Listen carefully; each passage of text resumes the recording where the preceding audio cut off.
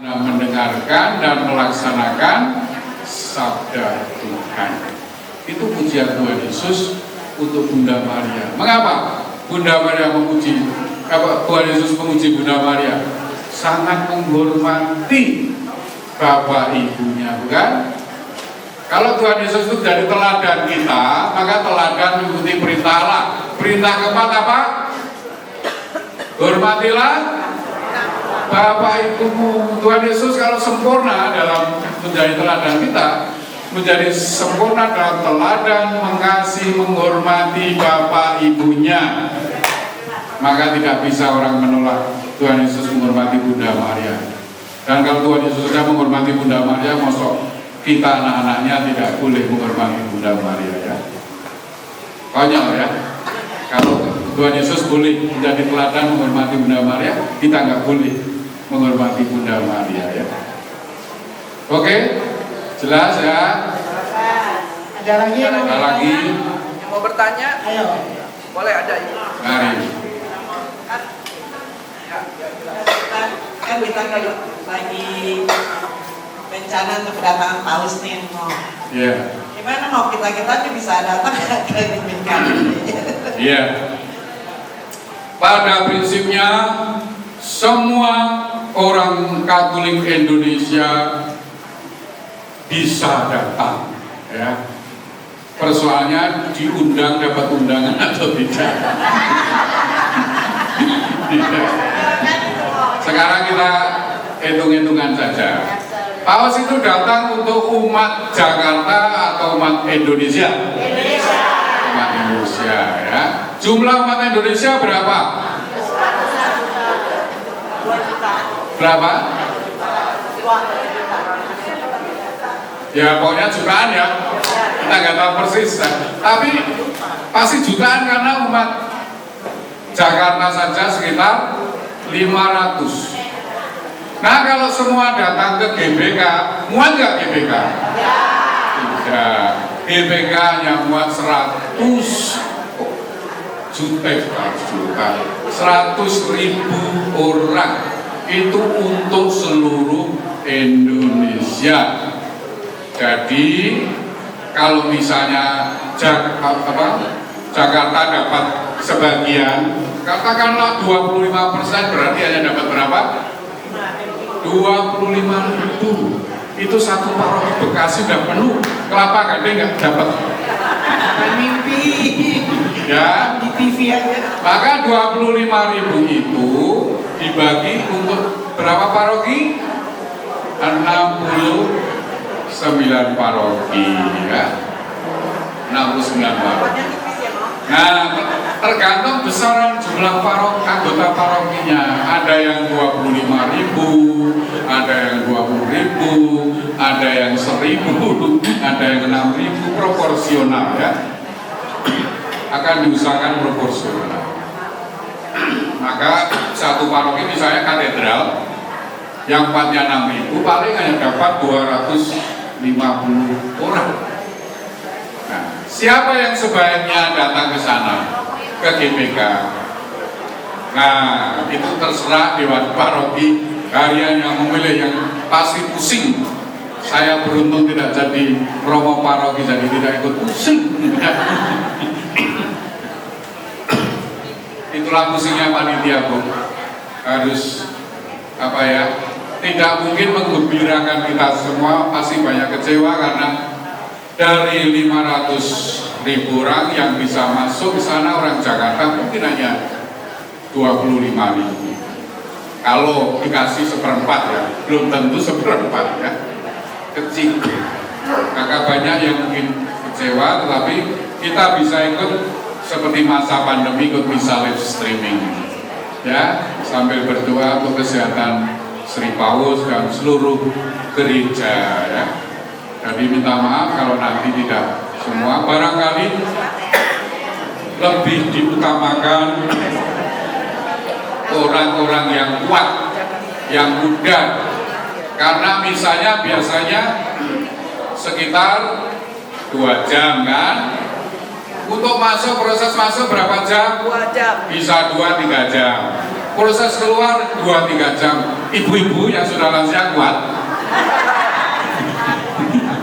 Mungkin ada yang kuat, tetapi dengan segala rematik, dengan segala sudah harus berkali-kali ke WC setiap kali, dan WC-nya jauh sekali ya. Kalau kita dapat tempat duduknya di tengah GBK, coba bayangkan harus jalan. Saya nggak bisa bayangkan kita semua begitu. Mau pakai pamper silahkan. Iya, tapi kalau pampers itu kalau sudah 2 jam kan juga sudah penuh. Maaf ibu, bapak, saya itu pernah ngurusi para romo lansia di Girisonta ya, romo-romo isi. Jadi seringkali kita mengalami itu. Pampers itu ya ada batasnya. Kalau setidaknya kalau misalnya ke sana ya, kalau dapat jatah gitu ya, siap-siap pampers 3. Kalau mau tetap sehat, ginjalnya tidak susah, itu perlu preparasi ya. Jadi gitu akan terbatas. Belum ada pengumuman berapa jatah keuskupan, berapa jatah paroki. Biarkan mereka panitia yang pusing. Kita happy saja, nggak usah pusing. Ikut bisa live streaming saja kalau perlu ya. Begitu Bu. Terima kasih.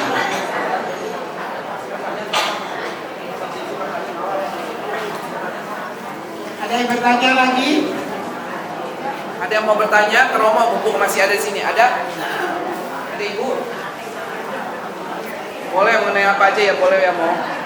Ayo ada. Itu baby Flora. Oh ini sebentar.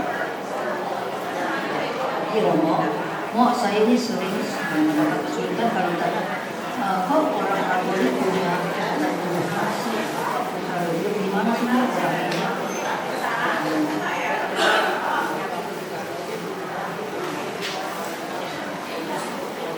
Tadi kurang lebih pertanyaannya, mengapa orang Katolik punya Bapa, Putra, dan Roh Kudus gitu ya? Oke. Kita mewarisi iman orang Israel, perjanjian lama. Kita nggak terpisahkan dari itu ya. Allah kita adalah Esa. Pertanyaan saya, Allah kita yang Esa itu bisu atau tidak? Tidak, bersabda dia ya. Dia bersabda menciptakan segala sesuatu dalam cerita kitab suci ya. Ya, menciptakan segala sesuatu dengan sabdanya. Allah yang maha kuasa, katanya maha kuasa ya. Kita percaya kan? Betul tidak? Allah maha kuasa. Kalau maha kuasa, bisa nggak dia membuat sabdanya itu menjelma menjadi manusia? Nah, bisa, namanya juga maha kuasa. Bisa ya. Maka lahirlah Yesus Kristus, sang sabda yang menjadi manusia. Sabda ini tetap menyatu dengan Bapa, dengan orang yang, kalau manusia ya dengan yang bersabda kan. Ini Allah yang bersabda tetap bersatu dengan Yesus ya. Karena saking dekatnya dan dia dilahirkan untuk membantu membahasakan siapa Yesus, disebut sebagai Putra. Itulah mengapa kita punya putra ya. Putra adalah sebutan untuk firman, sabda yang menjadi manusia. Karena Allah kita bukan patung batu atau kayu yang bisu, tetapi Allah yang hidup. Kalau Allah hidup bisa bersabda, maka Allah itu punya daya hidup. Daya hidup itu sering kita sebut sebagai roh. Maka kehadiran Tuhan yang tidak mengendaki lagi secara fisik sebagai manusia, Kristus Yesus berjalan-jalan di Kelapa Gading dan Puspa Gading ya. Kehadirannya melalui roh, itulah Roh Kudus. kehadirannya rohani, ya, sebagai roh, sebagai esensinya. Kalau di dalam perjanjian lama, dalam kitab Kejadian, roh itu melayang-layang, ya.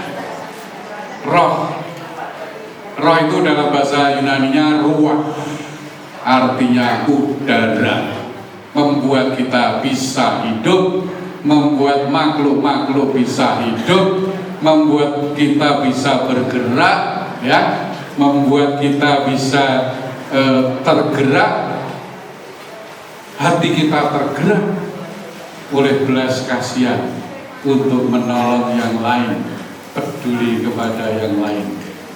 Itulah Roh Kudus. Kalau kita berbuat sesuatu yang buruk, Roh Kudus menegur kita, ya. Itulah roh Allah, ya.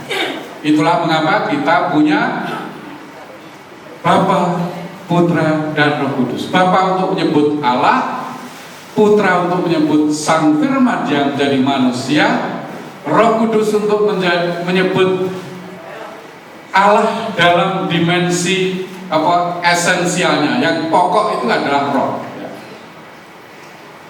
Allah adalah roh, dan dia bisa, karena Maha Kuasa, dia bisa mewujud dalam apapun semau dia. Betul? Betul tidak? Boleh nggak dia tampil sebagai rumput kering terbakar atau semak belukar terbakar? Boleh? Boleh, maka itu dialami oleh Musa. Boleh nggak muncul dalam 3 pribadi orang baik-baik yang bertamu? Boleh? Maka Abraham dan Sarah mengalami itu, ya, penampakan Allah dalam diri 3 orang. Namanya juga Maha Kuasa. Jangan dibatas-batasi dong cara dia tampil, cara dia hadir, betul? Karena dia Maha Kasih. Kalau Maha Kasih, boleh nggak memberikan diri seutuhnya untuk kita manusia? Juga kalau kita berdosa, boleh, dia Maha Pengasih kok. Kalau begitu Maha Pengasih itu bisa menderita nggak? Bisa, ya. Karena dia mau memberikan dirinya sebagai pihak yang menderita untuk ngajari kita yang namanya cinta kasih tanpa batas seperti apa. Bukan hanya dengan kata-kata, tapi dengan perbuatan, dengan contoh, ya. Jadi Allah kita Esa, tetapi tidak seperti yang dibayangkan oleh orang lain, yang seringkali membayangkan Allah yang Esa satu, ya tidak boleh macam-macam, tidak boleh macam-macam. Aneh itu, ya, menghargai Allah Maha Esa, Allah Maha Kuasa, tapi tidak boleh macam-macam. Kalau Allah Maha Kuasa, Maha Esa, tentu saja juga Maha Merdeka, bukan? Kalau mau merdeka, mau dia mau apapun, semau dia, betul tidak? Iya, dia mau si Ayub diuji, boleh tidak? Boleh, Maha Kuasa, Maha Merdeka kok, ya.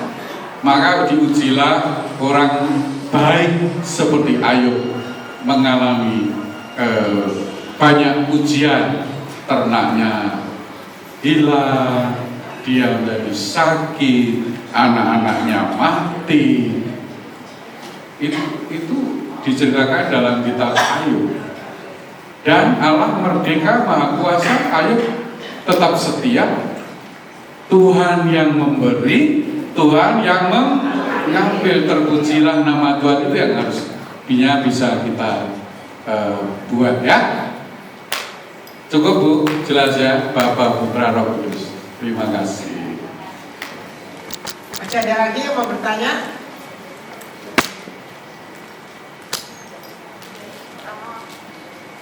Tanya mengenai roh-roh yang bisa dipanggil itu bagaimana, Roh?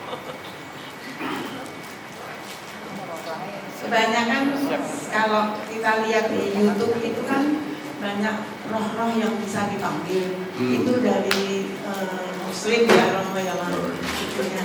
Nah itu apa benar bisa dipanggil atau bohong-bohongan gitu ya Romo? Selain itu kan dia bilang nanti akan begini, jadi dia punya apa namanya mata satu, nanti akan menguasai dunia. Seperti itu apa benar itu Romo? Saya tidak tahu, Bu, saya belum pernah memanggil roh. Kalau benar pun kita percaya hari ini Yesus Kristus adalah batu wadas kita. Siapa takut? Kalau mau ada roh, mau seperti apapun wujudnya, kalau kita percaya pada Yesus Kristus yang maha kuasa, maha pengasih, siapa takut? Gak perlu takut. Kalau ada pun dan menampakkan diri seperti apa, ya. Saudara-saudara terkasih, yang namanya roh kita percayai pada umumnya ya ada. Tuhan Yesus pun percaya ada kok mengusir roh jahat. Di mana? Di tempat ibadah loh. Di sinagoga, tempat pertemuan, tempat ibadah, ya. Jadi kalau ada pun tidak masalah, Yesus saja bisa mengusir. Seperti apapun roh di hadapan Yesus tidak berdaya. Itu yang harus kita camkan. Berdirilah kokoh di atas wadas Kristus Yesus. Siapapun tidak takut. Mungkin mereka yang takut pada kita. Kalau kita berdiri di atas wadas yang kokoh. Ayub atau disebut iblis tidak bisa menang, tetap menang Ayub karena setia kepada Allah, ya. Jadi jangan takut kalaupun ada. Saya pernah punya cerita ya konyol juga ya. Saya dulu punya bendahara. Bendahara itu ya tinggal kami waktu ngurus pengungsi di rumah yang sama ya dengan beberapa relawan dan staf, salah satunya bendahara itu. Dari itu sering menunjukkan bahwa di kamar yang bagian pojok sana ada rohnya yang saya tidur di sana nyenyak-nyenyak saja. Lalu kami punya berbagai proyek ya, ada di Kupang, ada di Atambua, ada juga di Medan, di Aceh, Maluku ya. Suatu saat saya ajak kunjungan untuk audit internal ya ke kantor di Medan. Di sana juga dia bilang, Romo, itu di rumah itu ada rohnya, ada makhluknya. Oh ya, saya tidur nyenyak-nyenyak saja kok, nggak ada masalah. Lalu ke Ambon, di pertengahan antara pertempuran, rumahnya itu terletak di tengah-tengah antara pertempuran orang Kristen dan orang Islam ya. Kami cari sewa di tengah-tengah supaya bisa mendamaikan yang Muslim dan Kristen. Yang Muslim bisa datang ke situ, yang Kristen bisa datang ke situ ya. Dia juga cerita, di situ ada rohnya, ada makhluknya. Kesimpulan saya satu, oh orang ini sensitif terhadap hal-hal spiritual, hal-hal yang menyangkut roh seperti itu. Saya tidak sensitif, puji Tuhan, syukur pada Allah ya. Sehingga tidak sibuk ngurusi roh-roh, lihat-lihat macam-macam.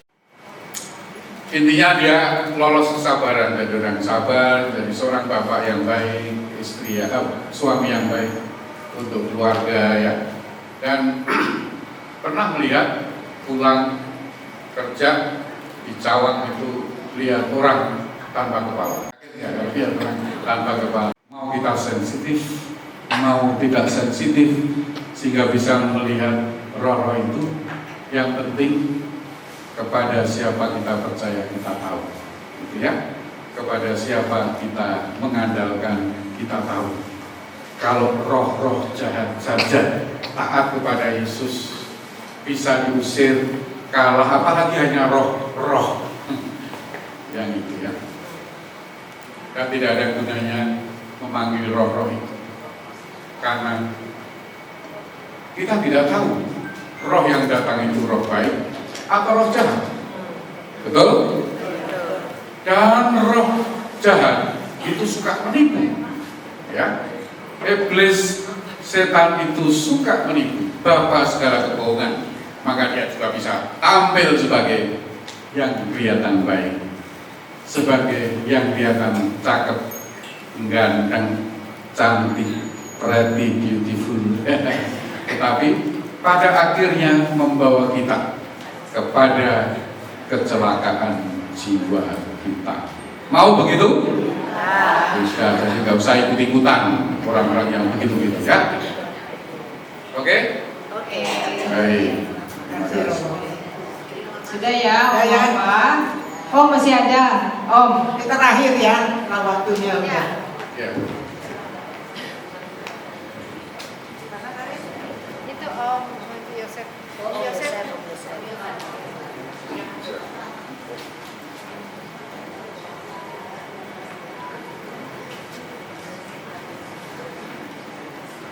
Selamat pagi, Romo. Barusan Romo menyinggung soal percobaan dan